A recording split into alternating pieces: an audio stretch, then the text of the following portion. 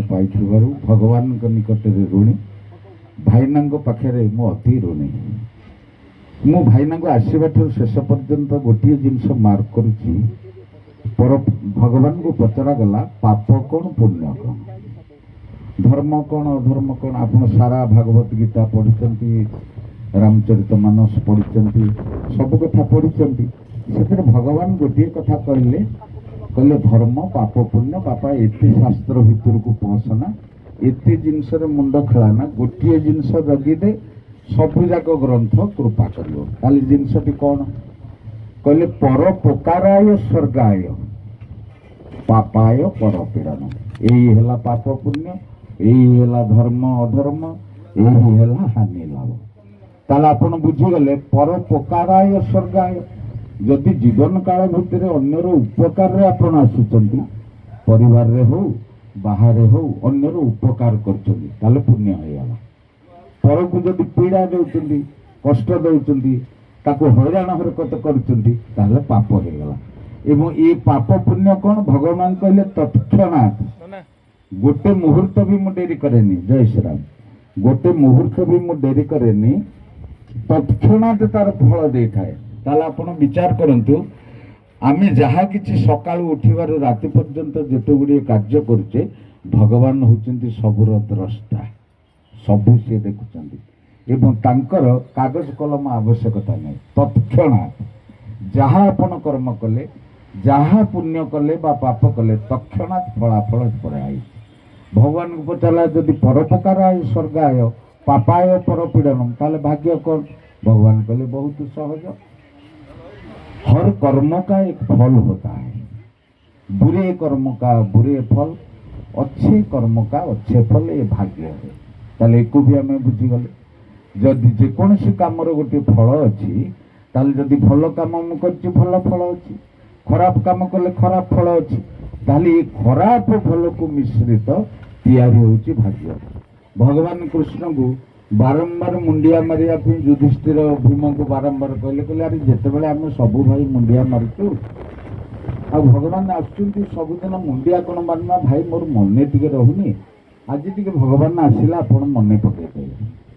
तो भगवान सब दिन पर आज भगवान आसिले, युधिष्ठिर ठारी देले भीम को। भीमर मन पड़गला, कहला हाँ हाँ भाई आज ये भूल मुझे करें। भगवान को ठारिकी भीम पचार, कहला प्रभु ये कपाल जहाँ मोर लिखाई टे लिभा लिभि करदे हम, बदा बदली ये करदे हो। भगवान बुढ़ा आंगुठी देखे ना कले, कहले ना हो पार। कहले मु आपण को ईश्वर बोली मानुची, मु आपण को ईश्वर बोली विश्वास करे, मु आपण को श्रद्धा भी करुची मानुची मध्य। जदि आपण को द्वारा मो कपाल थिबा भाग्य जदि परिवर्तन हो पारिबो नाही, ताहले मु हृदय आपण को भल पाई पारिबे। तो एथुर हमको शिक्षा कौन मिलला ना, भगवान कहउचंदी मु जे राजा राम जे अयोध्या राजा हवा कथा। आपण देखंतु आमे जते भाई भौणी भक्त माने एथि बसिछे, काहार बोधे 10 मेलक विवाहर हो नथिबो। ये जो 10 मेलक विवाहर हुए जातक देखा जाए, 10 मेलक कहार हो नथिबो, राजटक होइथिबो, 5टा ग्रह 4टा मिसिथिबो, इमतियारे आम बाहागर होइछि। किंतु कहि परिबे आपण कहार 10 मेलक मिलिकिरी बाहागर होइतला? भगवान राम कर होइतला, सीता कर होइतला, 10 को 10 ग्रह मेलक। ताले निजे एथुर आमे शिक्षा कोन पाइले? आमर तो 10 मेलक होई परिबोनी। ताले 10 मेलक जहा रही जी अयोध्या रत्न सिंहासन रे राजा हवा कथा, से कौन हेले? वनवासी। वनवासी कौन साधारण वनवासी? चपल नहीं, कंटा कुदुचंदी, फलमूल खाउचंदी, रावण को संहार करुचंदी, माँ भी कष्ट पाउचंदी, फेर आसिक अयोध्या किछि दिन राज्य करिचिंती ना नहीं, सरजू नदी कूल निजको हजेई दउचंदी। ताले 10 मेलक। ताले आमको एथुर शिक्षा कौन मिलुची? जो मेलक आमर होइछि ना ना होइछि हो, जिमिति रे आमे जो स्त्रीटी पाइचे पाइचे, स्त्रीटी जिमिति स्वामी पाइछि पाई। रामचरित मानस रे भगवान को शिखिबा को मिले, प्रात काल उठी रघुनाथ ପିତା ମାତାଙ୍କ ଚରଣ ତଳେ ମୁଣ୍ଡିଆ ମାରିଥିଲେ। ଆପଣ କୁହନ୍ତୁ, ଆମେ ସବୁ ବୟସ ହେଇଗଲାଣି, ଛୋଟ ପିଲାମାନଙ୍କୁ କ'ଣ ଶିଖେଇଛେ? ପିତା ହିଁ ସ୍ୱର୍ଗ, ପିତା ହିଁ ସବୁ କିଛି। ଚଳନ୍ତି ଭଗବାନ ହେଲେ ଘରର ବାପା ମା। ତ ବାପା ମାଙ୍କୁ ଯଦି ଆମର ବାପା ମା ବୁଝନ୍ତି, ଆମେ ଯଦି ଖାଲି ଆପଣ ପରୀକ୍ଷା କରି ଦେଖନ୍ତୁ, ବାପା ମାଙ୍କୁ ମୁଣ୍ଡିଆ ମାରିକି ଆପଣ କାମରେ ଯିବେ, ଆପଣଙ୍କର ଶ୍ରଦ୍ଧା ଥାଉ ଅଥବା ନଥାଉ। ଯେତେବେଳେ ଭଗବାନଙ୍କ ପୂଜା ଠାକୁର ଘରେ କରୁଛନ୍ତି, ଯୋଡ଼ିଏ ଯୋଡ଼ିଏ ସାଧନା ଏ ରାମଚରିତ ମାନସ ଆମକୁ ଶିକ୍ଷା ଦିଏ। ଆପଣ ଯେତେବେଳେ ପ୍ରଣାମ କରୁଛନ୍ତି, ପୃଥିବୀ ମାତାରେ ମୁଣ୍ଡକୁ ଲଗେଇକିରି ପ୍ରଣାମ କରନ୍ତୁ। ଇଏ ଗୋଟେ ମାଧ୍ୟାକର୍ଷଣ ଶକ୍ତି। ଆପଣ ମୁଣ୍ଡ ଲଗେଇକି ଯେତେବେଳେ ପ୍ରଣାମ କରିବେ, ସମସ୍ତ ମାନେ ଦୁର୍ଗୁଣ ଶକ୍ତି ଗୁଡ଼ିକ ପୃଥିବୀ ମାତା ଆପଣଙ୍କଠୁ ଟାଣି ନେବ। ଲୋକ ଅଛନ୍ତି ଠିଆ ଠିଆ ମୁଣ୍ଡିଆ ମାରନ୍ତି, ନା, ମଥା ଲଗେଇକିରି ପୃଥିବୀରେ ମୁଣ୍ଡିଆ ମାରିବେ ଭଗବାନ। ଯେତେ ଆପଣଙ୍କର କଳୁଷିତ ଜିନିଷ ଥିବ ମା ଟାଣିଦେବେ। ମା ଦୁଃଖ ଦିଏ, ମା ସବୁ ଦୁଃଖ ହରଣ କରେ। ତେଣୁ ଅତି ଛୋଟ ଛୋଟ ସାଧନା ଆପଣଙ୍କୁ ସଜାଡ଼ି ଦେବ। ଏ ରାମଚରିତ ମାନସ ଆମକୁ ଶିକ୍ଷା ଦିଏ। ଭଗବାନ କେମିତି ପିତୃମାତୃ ଭକ୍ତ ଥିଲେ, କେମିତି ଭାଇମାନଙ୍କର କଥା ବୁଝୁଥିଲେ, କେମିତି ଭାଇ ଭାଇ ପରସ୍ପର ରହିଥିଲେ। ଯେତେବେଳେ ଆପଣ ବୁଝିଯିବେ, ଆପଣଙ୍କୁ ଯଦି ମୁଁ ପଚାରିବି, ସାର୍ ଆପଣଙ୍କ ନାଁ, ଆପଣ ଆପଣଙ୍କ ନାଁ କହିବେ, ଗୋବିନ୍ଦ କି ମାଧବ ଯାହା ଗୋଟେ କହିବେ। ମୁଁ ପଚାରିବି, ନାହିଁ ସାର୍ ସେ ନାଁ ମୁଁ ପଚାରୁନି, ଆପଣଙ୍କର ପ୍ରକୃତ ପରିଚୟ ଉପରେ ମୁଁ ପଚାରୁଛି। ଆପଣ ତ ବାପା ମା ଚିହ୍ନିବା ପାଇଁ ନାଁ ଦେଇଛନ୍ତି, ମୁଁ ଆପଣଙ୍କର ବାସ୍ତବିକ ପରିଚୟ ଆପଣଙ୍କର ପଚାରୁଛି। ଆପଣଙ୍କୁ ଯଦି ମୁଁ ପଚାରିବି ଆପଣଙ୍କ ବାସ୍ତବିକ ପରିଚୟ କ'ଣ, ଆପଣ କହିପାରିବେନି। କହିବେ, ହଁ ମୁଁ ଈଶ୍ୱରଙ୍କର, ଭଗବାନ ମୋ ଦିହରେ ଅଛନ୍ତି, ମୁଁ ବ୍ରହ୍ମର୍ଷି, କେତେ କଥା କହିବେ, ବାସ୍ତବିକ କହିପାରିବେନି ମୁଁ କିଏ। ଆପଣଙ୍କୁ ମୁଁ ଯଦି ଦ୍ୱିତୀୟ ପ୍ରଶ୍ନ ପଚାରେ, ଆପଣ କେତେ ଦିନ ବଞ୍ଚିବେ, ତା ବି ଆପଣ କହିପାରିବେନି। ଆପଣଙ୍କ ସ୍ତ୍ରୀ କେତେ ଦିନ ବଞ୍ଚିବେ, ତା ବି ଆପଣ କହିପାରିବେନି। ଆପଣ ବଞ୍ଚିଥିବା ଭିତରେ କେତେ ଅର୍ଥ ରୋଜଗାର କରିପାରିବେ, ତା ବି ଆପଣ କହିପାରିବେନି। ଆପଣ ପୁଅଟିଏ ଜନ୍ମ କରିବେ କି ଝିଅଟିଏ ଜନ୍ମ କରିବେ, ତା ବି ଆପଣ କହିପାରିବେନି। ଯେଉଁ ପୁଅ ଝିଅ ଜନ୍ମ କଲେ ସେ ଅଫିସର ହେବେ, ଇଞ୍ଜିନିୟର ହେବେ କି ଡାକ୍ତର ହେବେ, କ'ଣ ହେବେ, ତା ବି ଆପଣ କହିପାରିବେନି। ହଉ ଛାଡ଼ନ୍ତୁ, କେବେ ଆପଣ ମରିଯିବେ କୁହନ୍ତୁ ସେଇ ତାରିଖଟା, ତା ବି ଆପଣ କହିପାରିବେନି। ତାହେଲେ କେବେ କାହାର କ'ଣ ହେଉଛି ତା ବି ଆମେ କହିପାରିବା ନାହିଁ।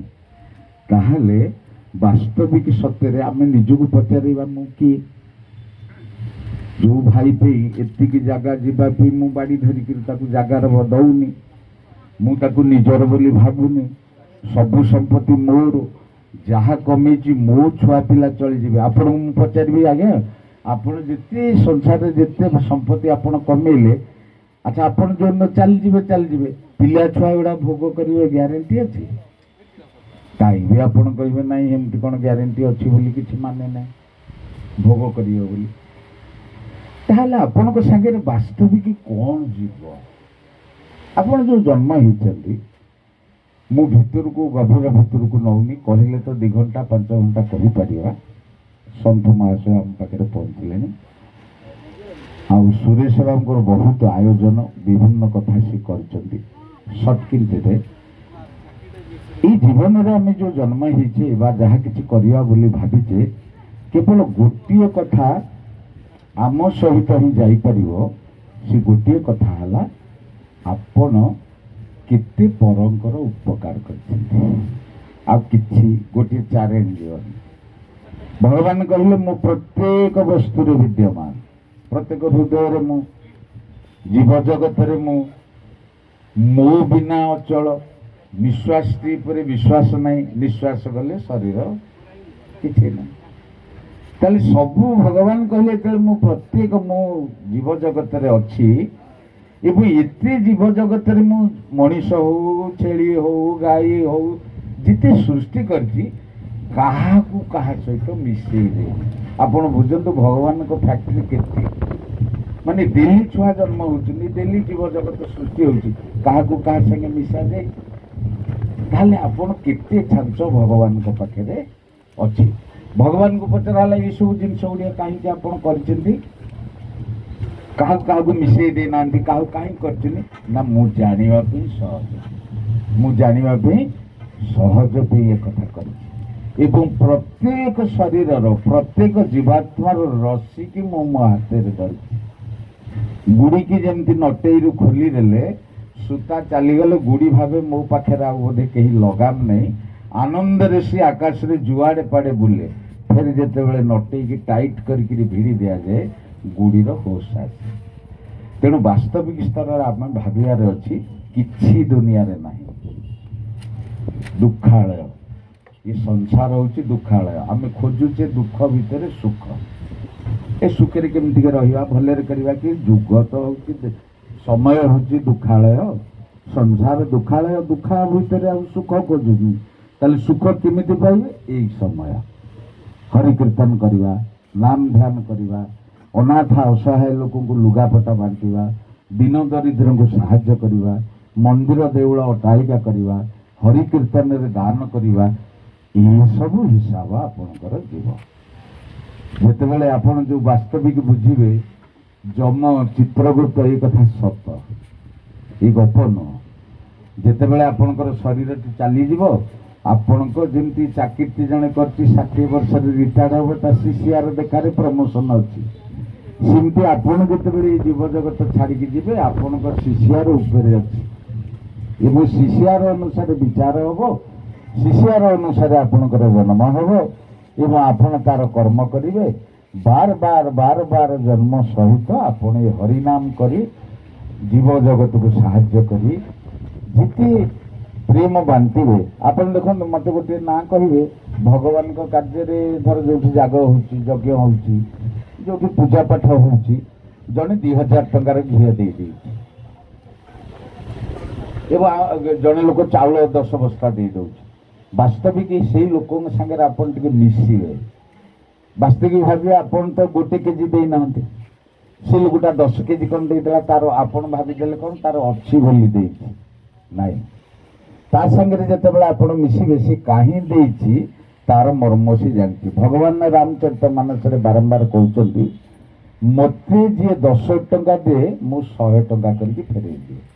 ଭଗବାନଙ୍କ କାମରେ ଯିଏ 10ଟି ଟଙ୍କା ଲଗେ 100ଟି ଟଙ୍କା ତାକୁ ଭଗବାନ ଫେରେଇ ଦିଅନ୍ତି। ସେ କହିଲେ ମୁଁ କାହାର ଧାରୁଆ ଫାରୁଆ ହୁଏନି। ତାହେଲେ ଆପଣ ବୁଝିବେ କେଉଁ କାମରେ ଲଗେଇବେ, କେଉଁ କାମରେ ଲଗେଇବେ। ପିତୃମାତୃ ଋଣ ସୁଝିବେ, ଦେବତା ଋଷିମାନଙ୍କର ଋଣ ସୁଝିବେ ଏବଂ ନିଜର ଯେଉଁ ସଂସାର ପ୍ରତି ଯେତିକି କର୍ତ୍ତବ୍ୟ ଅଛି ତାକୁ ଖୋଜିବେ। 3ଟି ଯାକ ଋଣ ସୁଝିଲେ ଶିଷ୍ୟାଟି ଭଲ ନେଇକରି ଯିବେ। ଘରେ ବାପା ମା ବସିଛନ୍ତି ଜୀବନ୍ତ ଠାକୁର, ପୂଜା କରିବେ। ଭଗବାନ କହୁଛନ୍ତି ଆଗ ତାଙ୍କୁ ତାପରେ ମୋତେ।